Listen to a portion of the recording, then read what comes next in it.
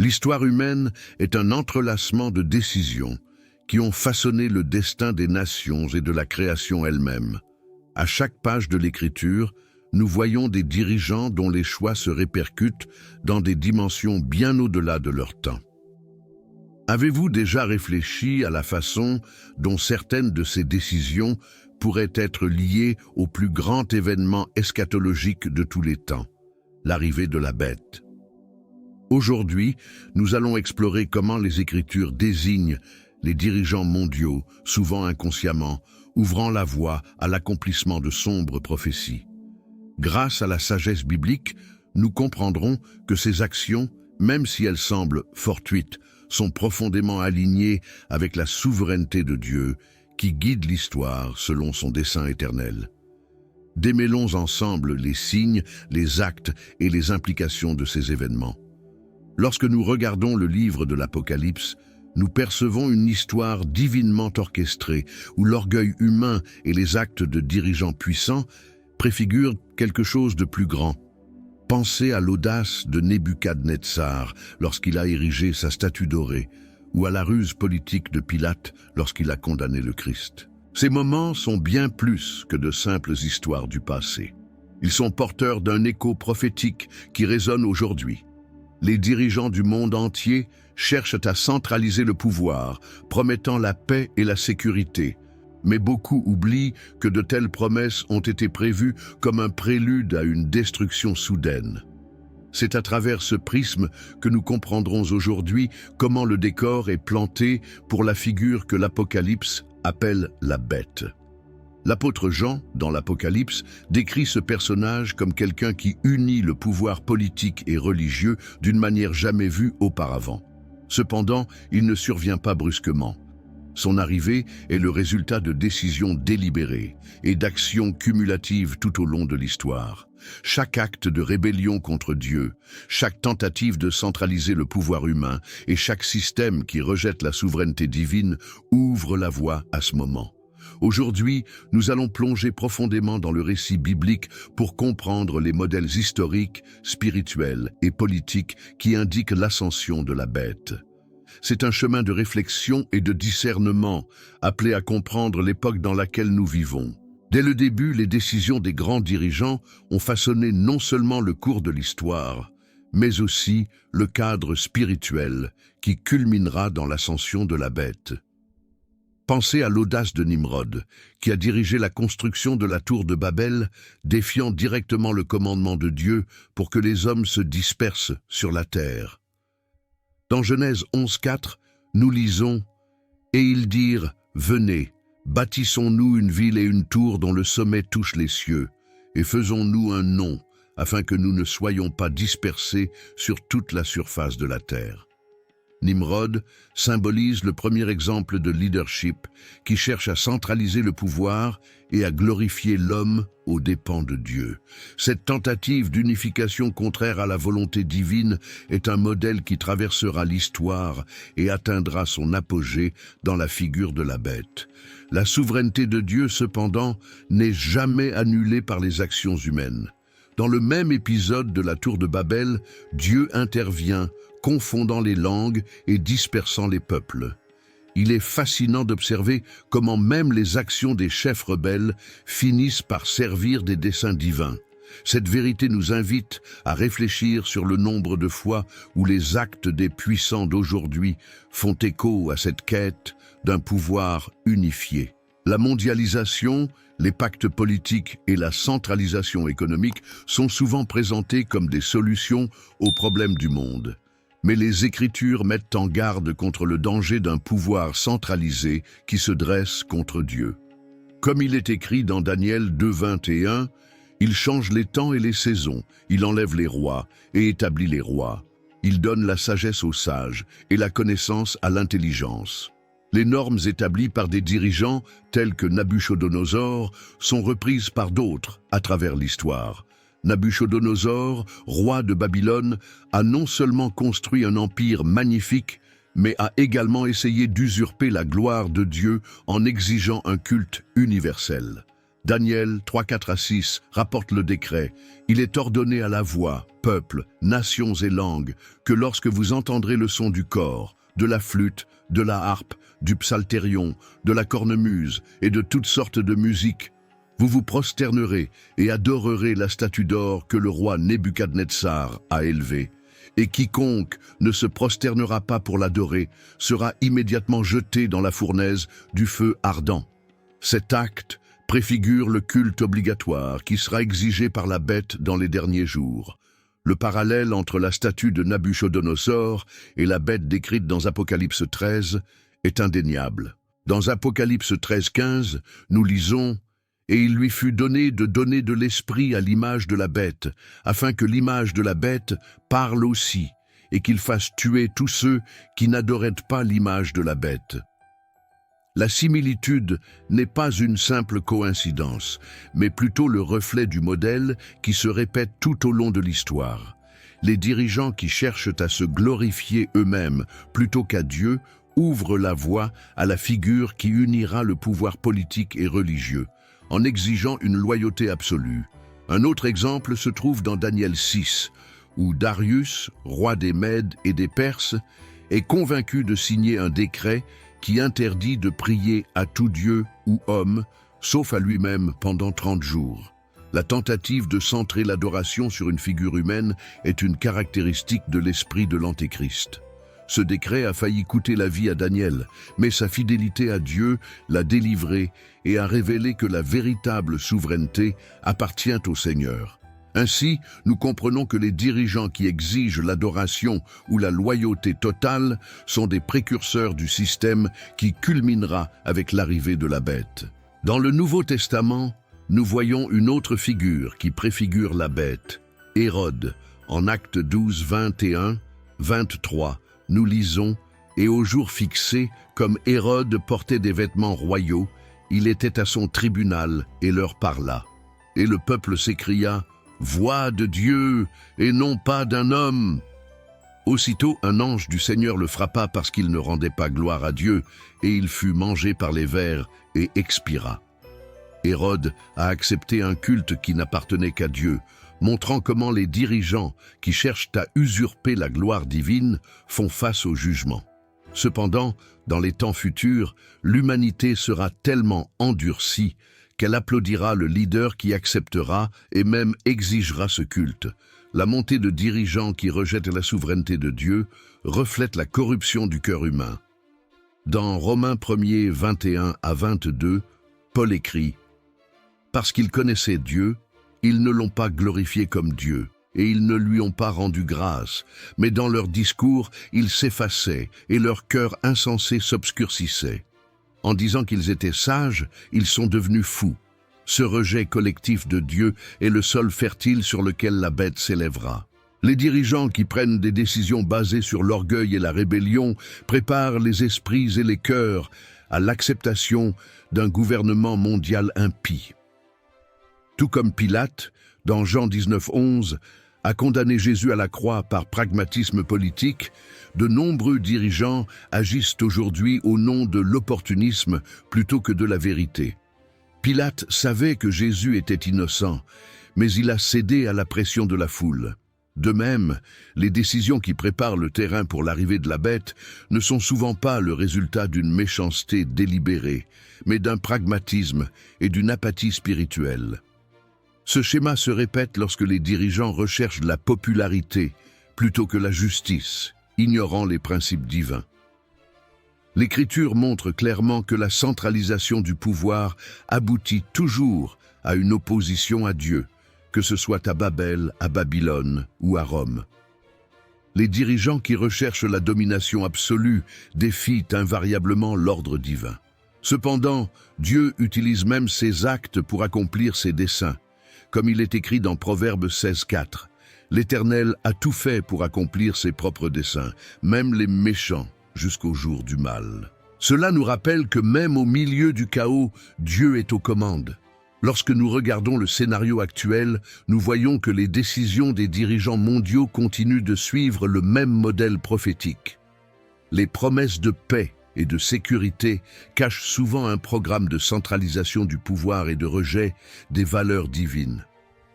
Dans les 1er Thessaloniciens 5.3, Paul avertit, « Car quand ils diront « paix et sécurité », alors une destruction soudaine s'abattra sur eux, comme des douleurs d'enfantement, et ils n'échapperont à personne. » Il est de notre responsabilité, en tant que disciples du Christ, de discerner les temps et de rester fermes dans la vérité.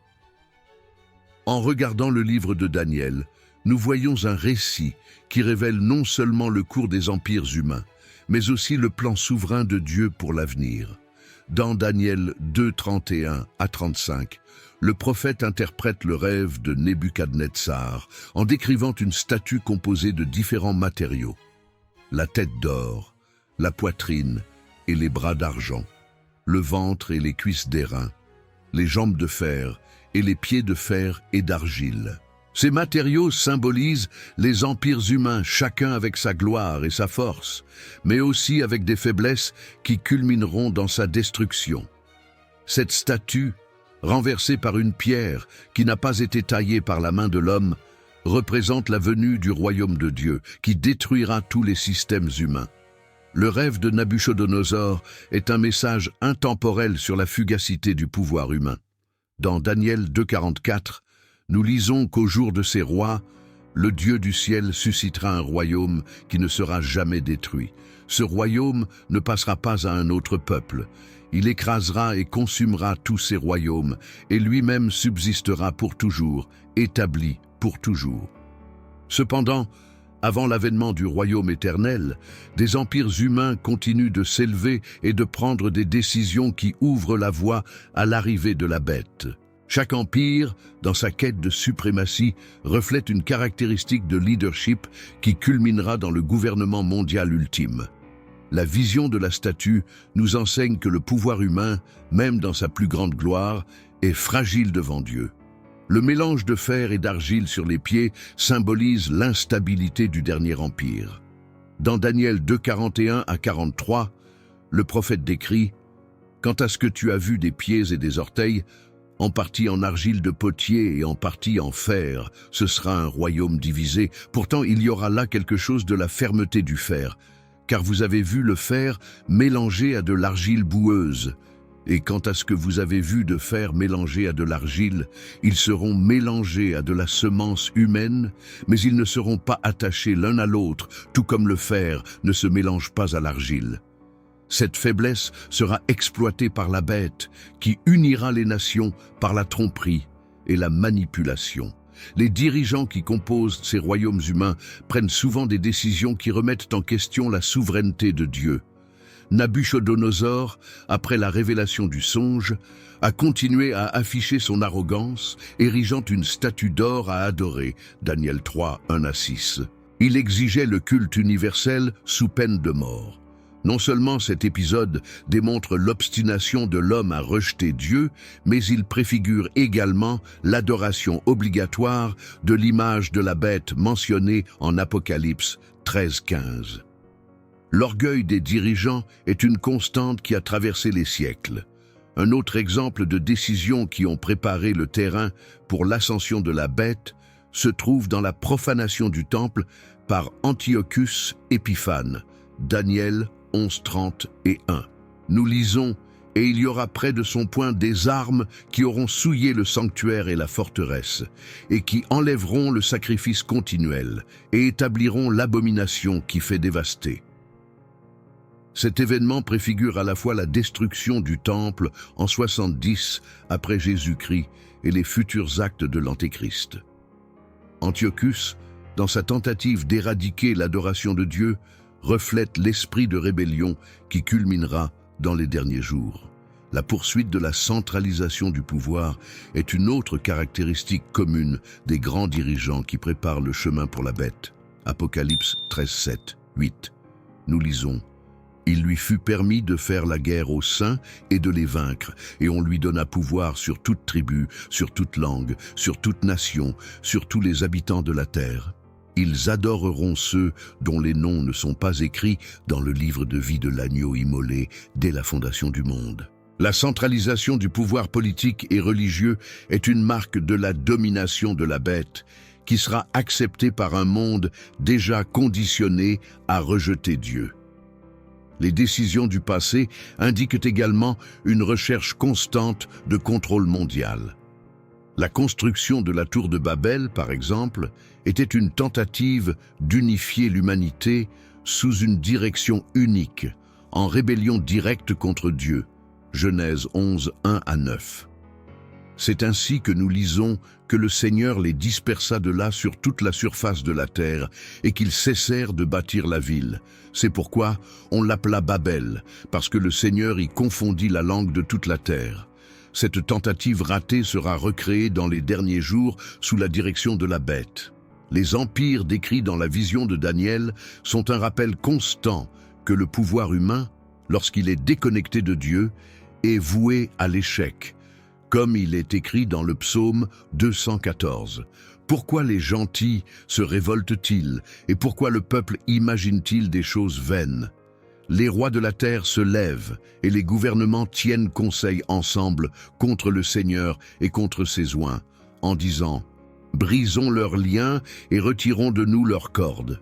Celui qui habite dans le ciel rit, le Seigneur se moque d'eux. » La rébellion humaine est toujours confrontée à la justice divine. Les décisions humaines qui ouvrent la voie à la bête sont souvent motivées par l'orgueil, l'ambition et la peur. Ces dirigeants cherchent à établir leur nom et leur héritage, mais sans Dieu, leurs efforts sont vains, comme il est écrit dans Proverbes 19, 21. Il y a beaucoup de desseins dans le cœur de l'homme, mais le conseil du Seigneur demeurera. Cette vérité nous donne de l'espérance même au milieu d'un monde qui se détourne de Dieu. En analysant la vision de Daniel et la description de l'Apocalypse, nous nous rendons compte que l'histoire des grands dirigeants est en fait une histoire de souveraineté de Dieu. Chaque empire et chaque système humain est soumis au plan divin. Dans Apocalypse 11h15, nous lisons « Et le septième ange sonna de sa trompette, et il y eut dans le ciel des voix fortes qui disaient « Les royaumes du monde sont devenus les royaumes de notre Seigneur et de son Christ, et il régnera au siècle des siècles. » Cette promesse nous rappelle que, malgré les actions des dirigeants humains, le royaume de Dieu triomphera.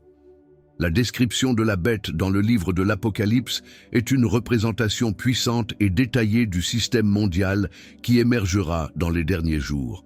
Dans Apocalypse 13-12, nous lisons « Et je vis une bête qui montait de la mer, ayant 7 têtes et 10 cornes, et sur ses cornes 10 diadèmes, et sur ses têtes un nom de blasphème. Et la bête que je vis était comme un léopard, et ses pieds comme ceux d'un ours, et sa gueule comme celle d'un lion. Et le dragon lui donna sa puissance, son trône, et sa grande puissance. » Cette représentation symbolique pointe vers une puissance qui combine la force des empires passés, mais qui est directement soutenue par le dragon, Satan. Le système des bêtes, cependant, n'apparaît pas brusquement. C'est le résultat de décisions prises au cours des siècles, dans lesquelles les dirigeants et les nations se sont détournés de Dieu et ont adopté des idéologies qui glorifient l'homme. Un exemple de cela se trouve dans Romains 1,25, où Paul écrit « Car ils ont changé la vérité de Dieu en mensonge, et ils ont honoré et servi la créature plus que le Créateur, qui est béni éternellement. Amen. » Cette déviation de la vérité divine est la base de l'acceptation mondiale de la direction de la bête. Les Écritures soulignent également que le culte obligatoire sera une marque distinctive du règne de la bête. Dans Apocalypse 13-15, il est écrit qu'il lui a été donné de donner de l'esprit à l'image de la bête, afin que l'image de la bête parle et fasse tuer tous ceux qui ne l'adoraient pas. Et il fait que tous, petits et grands, riches et pauvres, libres et esclaves, soient marqués sur sa main droite ou sur son front. Cette demande d'adoration est une extension directe de l'esprit de l'Antéchrist, qui cherche à supplanter la gloire de Dieu. La marque de la bête est l'un des aspects les plus débattus de l'eschatologie biblique. Dans Apocalypse 13-17, nous lisons Nul ne peut acheter ni vendre, si ce n'est celui qui a la marque, ou le nom de la bête, ou le nombre de son nom. Voici la sagesse. Celui qui a l'intelligence. Calculez le nombre de la bête, parce que c'est le nombre de l'homme, et son nombre est 666. Ce signe représente plus qu'un système économique. C'est une démonstration de loyauté et de soumission au système mondial dirigé par la bête. Il est important de noter que la préparation de ce système est déjà en cours. Les tendances à la centralisation du pouvoir, à la surveillance mondiale et à la dépendance au système numérique créent un environnement où un leader doté d'une autorité absolue pourrait facilement émerger. Dans Daniel 7,23, nous lisons à propos du quatrième royaume, la quatrième bête, qui sera le quatrième royaume sur terre, qui sera différent de tous les royaumes et dévorera toute la terre, la foulera aux pieds et la brisera en morceaux.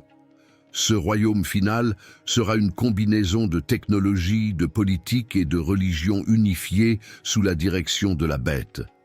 Les paroles de Jésus dans Matthieu 24 sont un avertissement pour les fidèles, car de faux Christs et de faux prophètes se lèveront et feront de si grands signes et prodiges que, si possible, ils tromperont même les élus. Cela indique l'utilisation de tromperies surnaturelles et de signes miraculeux comme outils pour légitimer le règne de la bête. Les dirigeants mondiaux joueront un rôle déterminant dans ce processus en préparant les masses à accepter un système qui rejette Dieu. Tout au long de l'histoire, nous voyons comment la tromperie spirituelle a été utilisée pour consolider le pouvoir. Un exemple clair de cela est la profanation du temple, mentionné dans Daniel 11:31, où l'abomination de la désolation est établie. Cet événement est à la fois une réflexion historique et une préfiguration de ce qui se passera dans les derniers jours, lorsque la bête s'assiera à la place qui n'appartient qu'à Dieu. Dans 2 Thessaloniciens 2:4, Paul décrit l'Antéchrist comme quelqu'un qui s'oppose et se dresse contre tout ce qui est appelé Dieu ou adoré, de sorte qu'il s'assiera comme Dieu dans le temple de Dieu, voulant apparaître comme Dieu. L'adoration de la bête sera accompagnée de signes de mensonges qui ont captivé les masses. Dans 2 Thessaloniciens 2:9, nous lisons « À celui dont l'avènement est conforme à l'œuvre de Satan, avec toute puissance, sans signe et sans prodige mensonger, et avec toute séduction d'iniquité envers ceux qui périssent, parce qu'ils n'ont pas reçu l'amour de la vérité pour être sauvés. » Ce rejet de la vérité est le reflet de la rébellion humaine contre Dieu et un prélude au jugement. Les dirigeants qui préparent la voie à la bête le font souvent sous le prétexte de rechercher le bien commun. La promesse de paix et de sécurité est l'une des stratégies utilisées pour tromper les masses. Dans les 1er Thessaloniciens 5:3, nous lisons « Car quand ils diront « paix et sécurité », alors une destruction soudaine s'abattra sur eux, comme les douleurs de l'enfantement sur quelqu'un qui enfante, et ils n'échapperont en aucune façon. » Ce faux sentiment de sécurité est la supercherie qui conduira beaucoup à accepter le règne de la bête. Aussi sombre que soit la description du règne de la bête, les Écritures nous assurent que cette règle sera temporaire. Dans Apocalypse 19:19-20, il est écrit « Et je vis la bête et les rois de la terre et leurs armées assemblées pour faire la guerre à la cavalerie et à son armée. Et la bête fut prise, et avec lui le faux prophète, qui avait fait avant lui les miracles par lesquels il trompait ceux qui recevaient la marque de la bête et ceux qui adoraient son image. Ces deux-là ont été jetés vivants dans l'étang de feu qui brûle de soufre. La fin de la bête est déterminée et le Christ triomphera. Les décisions qui ouvrent la voie à la bête ne sont pas vaines. Ils sont le fruit d'une progression délibérée de la rébellion contre Dieu, alimentée par un système mondial qui rejette la vérité divine. Jésus, dans Matthieu 24:37-39, compare les derniers jours aux jours de Noé. Et comme il arriva au jour de Noé, ainsi sera aussi l'avènement du Fils de l'homme. Car, de même qu'aux jours qui précédèrent le déluge, ils mangeaient, buvaient, se mariaient et donnaient en mariage, jusqu'au jour où Noé entra dans l'arche et ne s'en aperçut pas, jusqu'à ce que le déluge vienne les emporter tous. Ainsi en sera-t-il de l'avènement du Fils de l'homme. L'indifférence et la rébellion humaine créent l'environnement parfait pour l'ascension de la bête. Cette indifférence est mise en évidence par l'endurcissement du cœur humain. Dans 2 Timothée 3, 1-5, Paul décrit le caractère des gens dans les derniers jours. « Sache bien que des temps difficiles viendront dans les derniers jours, parce qu'il y aura des hommes qui aiment eux-mêmes, cupides, vantards, orgueilleux, blasphémateurs, désobéissants aux pères et aux mères, ingrats, profanes, sans affection naturelle, irréconciliables, calomniateurs, incontinents, cruels, sans amour pour le bien, traîtres, obstinés, orgueilleux, aimant les plaisirs plutôt qu'aimant Dieu. » Ces traits reflètent une société qui rejette les valeurs divines, ouvrant la voie à la rébellion. Un autre aspect crucial est la centralisation du pouvoir politique, économique et religieux. Dans Apocalypse 17, 12, 13, nous lisons « Et les 10 cornes que tu as vues, ce sont 10 rois qui n'ont pas encore reçu de royaume, mais qui recevront la puissance comme rois pendant 1 heure avec la bête. Ceux-ci ont la même intention et abandonneront leur pouvoir et leur autorité à la bête. » Cette prophétie décrit une coalition de dirigeants qui abandonneront leur souveraineté en faveur de la bête, créant ainsi un système unifié de gouvernement mondial. Cette centralisation n'est pas seulement politique, mais aussi spirituelle. Dans Apocalypse 13, 8, il est écrit qu'ils adoraient tous les habitants de la terre, ceux dont les noms ne sont pas écrits dans le livre de vie de l'agneau qui a été immolé dès la fondation du monde. L'adoration de la bête est le reflet de l'abandon de Dieu et de l'acceptation d'un système qui idolâtre le pouvoir humain. Il est important de noter que ce culte ne sera pas seulement imposé par la force, mais aussi par la tromperie.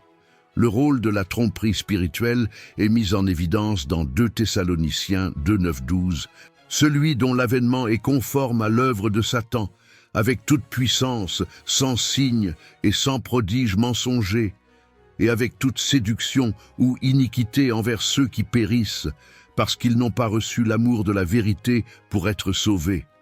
Et c'est pourquoi Dieu leur enverra l'œuvre de l'erreur, afin qu'ils croient au mensonge, afin que tous ceux qui n'ont pas cru à la vérité, mais qui ont pris plaisir à l'iniquité, soient jugés. Cette supercherie sera si puissante que beaucoup de gens, y compris des dirigeants, seront amenés à soutenir la bête. La rébellion des dirigeants et des nations contre Dieu est décrite avec éloquence dans le psaume 2, 2, 3.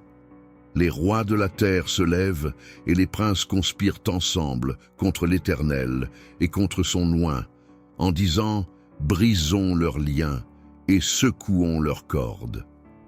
Ce rejet actif de Dieu culmine dans un système mondial où la souveraineté divine est ignorée et les principes bibliques sont rejetés. La construction de ce système mondial se voit aussi dans la recherche incessante de la paix et de la sécurité.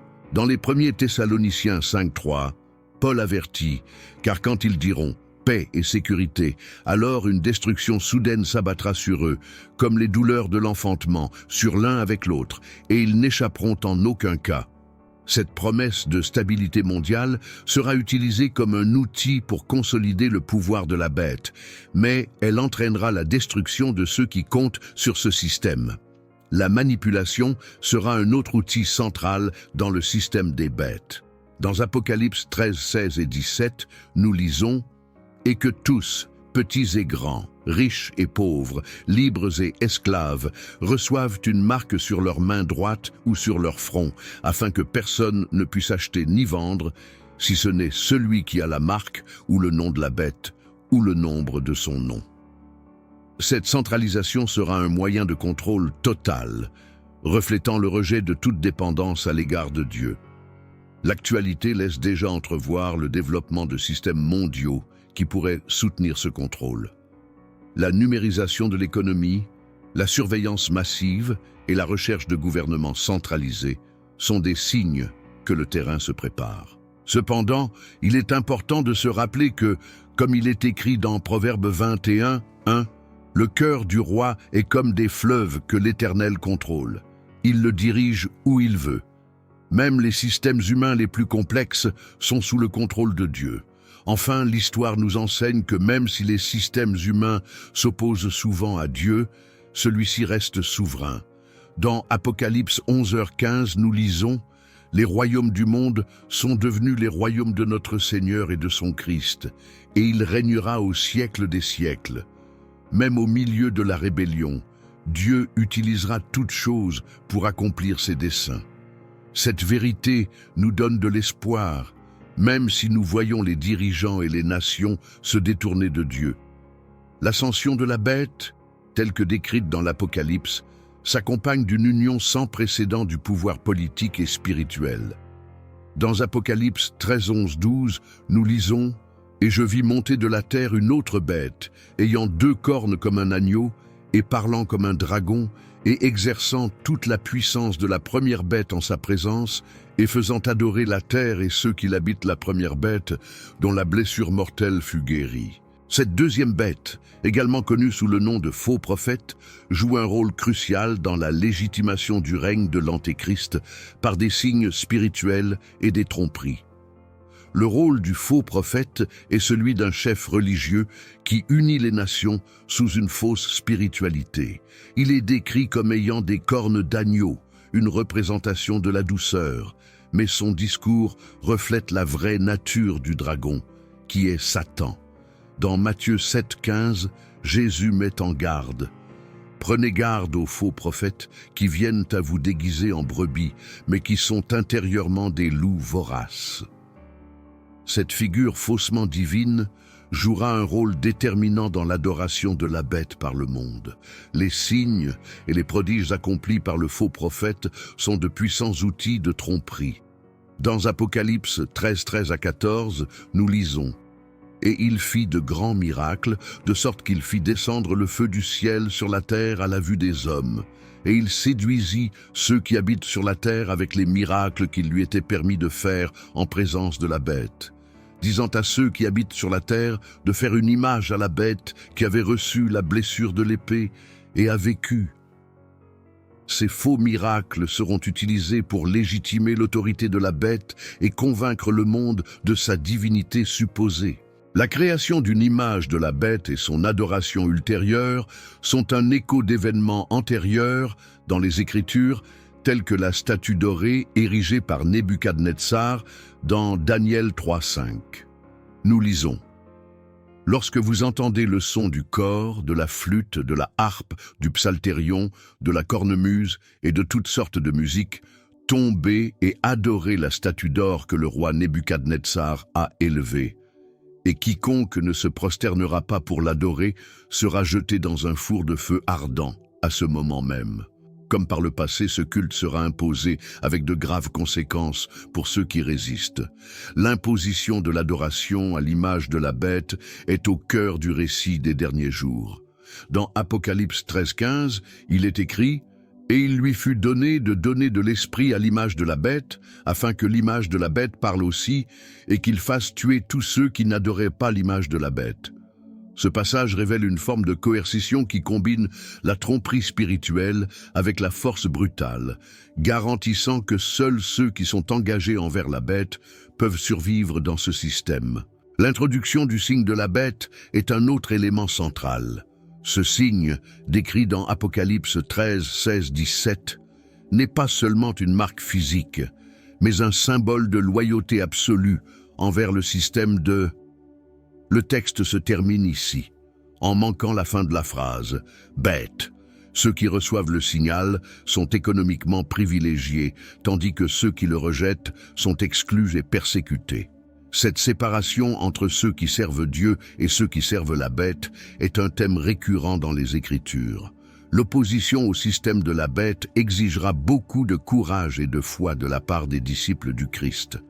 Dans Apocalypse 14:12, il est écrit « Voici la patience des saints, voici ceux qui gardent les commandements de Dieu et la foi en Jésus. » Ces croyants seront persécutés, mais leur vie reflètera une fidélité inébranlable au Seigneur.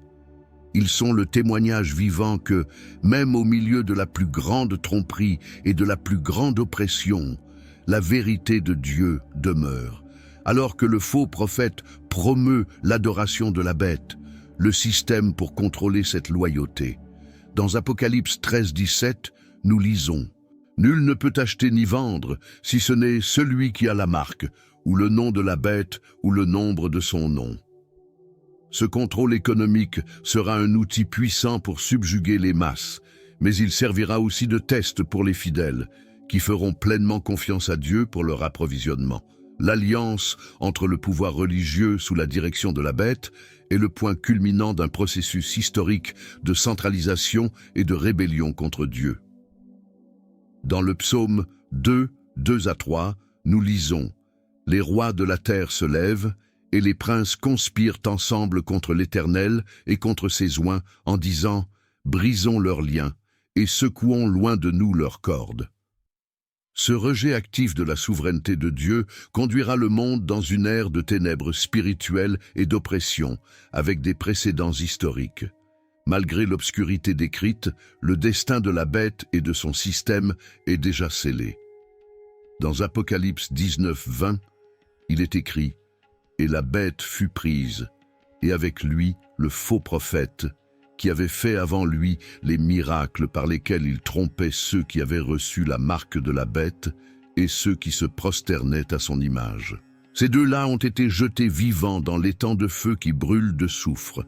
La défaite de la bête est une garantie de la souveraineté de Dieu et du triomphe final du Christ.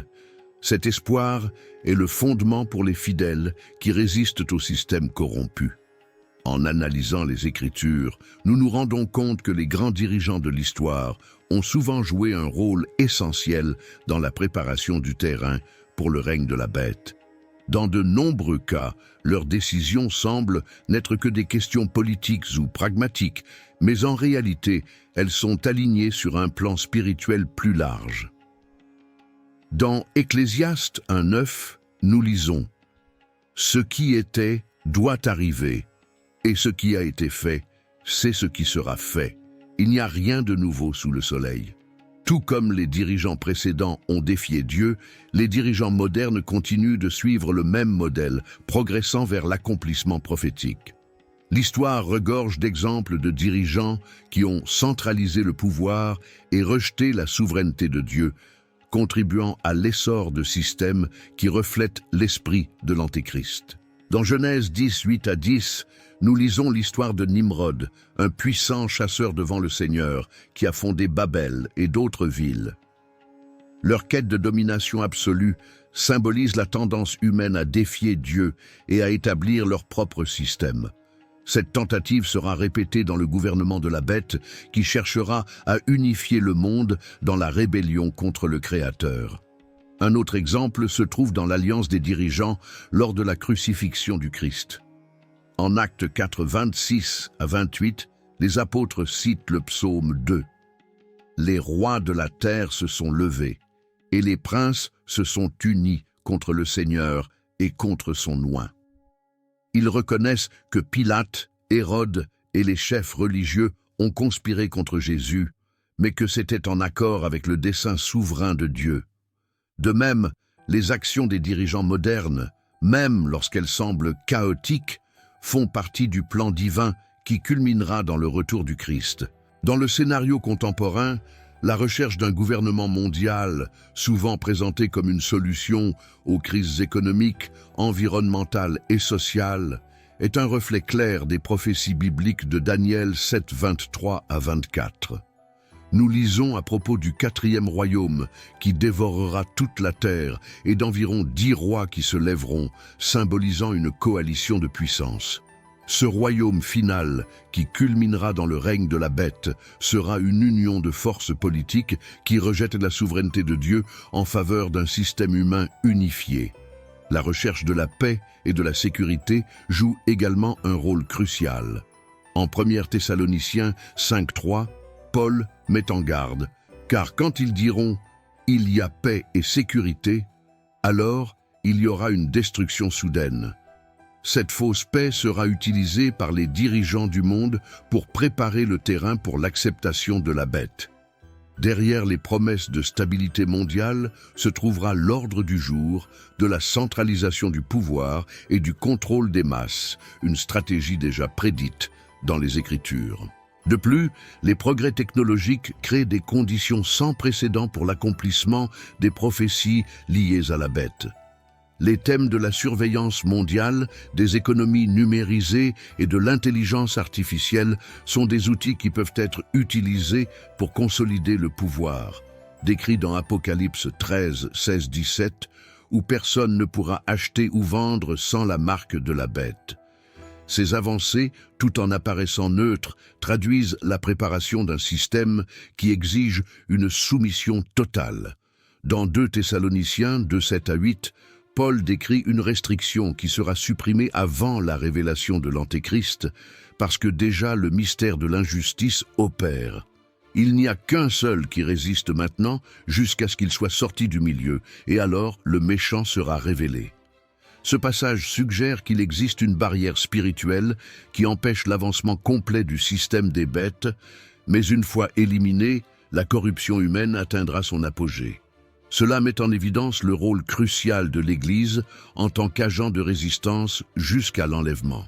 Les dirigeants qui promeuvent des idéologies antichrétiennes, des lois qui contredisent les principes bibliques et une moralité sécularisée façonnent les esprits et les cœurs des masses pour qu'elles acceptent le système de la bête. En Romains 1, 28, 29, Paul écrit « Et de même qu'ils ne se souciaient pas de connaître Dieu, de même Dieu les livrait à des sentiments pervers pour faire des choses qui ne sont pas opportunes. » Le rejet de la vérité divine prépare le monde à l'acceptation de la plus grande supercherie de l'histoire. Malgré l'avancement de ce système, les Écritures nous assurent que les fidèles de Dieu tiendront bon. Dans Apocalypse 14, 1, nous lisons « Et je regardais, et voici, l'agneau se tenait sur la montagne de Sion, et avec lui 144 000 hommes qui avaient son nom et le nom de son Père écrits sur leur front. » Ces restes sont un témoignage de la fidélité de Dieu et de la victoire de ceux qui lui font confiance, même au milieu de la tribulation. Enfin, le récit biblique nous rappelle que la souveraineté de Dieu prévaudra sur le système des bêtes. Révélation 19, 11, 11. Nous lisons l'histoire du retour triomphal du Christ, qui vaincra la bête et établira son royaume éternel. Cela nous donne l'espoir et le courage de discerner les temps, de rester ferme dans la foi et de proclamer la vérité, alors même que le monde se prépare à l'arrivée de l'Antéchrist. Lorsque nous regardons l'histoire de l'humanité à la lumière de l'Écriture, nous nous rendons compte que rien n'arrive par hasard. Chaque décision des dirigeants, chaque choix de nation et chaque événement qui façonne le monde est intrinsèquement lié au plan souverain de Dieu. Dans Proverbes 19, 20 et 1, nous lisons « Il y a beaucoup de desseins dans le cœur de l'homme, mais le conseil du Seigneur subsistera. » Même lorsque les dirigeants du monde prennent des décisions qui remettent en question la souveraineté divine, Dieu utilise ces événements pour accomplir ses prophéties et préparer le terrain pour le retour du Christ. Cette vérité nous donne la confiance que, même au milieu d'un chaos apparent, Dieu est aux commandes. Les prophéties concernant la bête et l'Antéchrist ne sont pas seulement des avertissements. Ils sont aussi des rappels de la fidélité de Dieu et du triomphe final de son royaume. Dans Apocalypse 11h15, il est écrit « Les royaumes du monde sont devenus les royaumes de notre Seigneur et de son Christ, et il régnera au siècle des siècles. » Ce verset résume la promesse que malgré la rébellion humaine, le plan de Dieu prévaudra. Pour ceux d'entre nous qui vivent à cette époque, la parole de Dieu nous sert de guide, nous montrant comment discerner les signes et rester ferme dans la foi.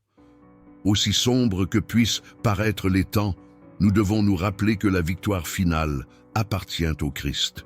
Dans Apocalypse 19, 20 à 21, nous lisons la défaite finale de la bête.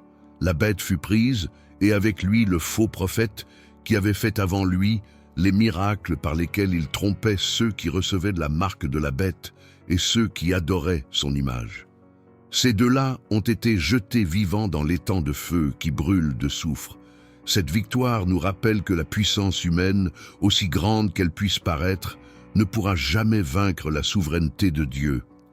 C'est notre appel, en tant que disciples du Christ, à vivre avec courage, foi et espérance, sachant que Dieu règne et que ses promesses sont fidèles.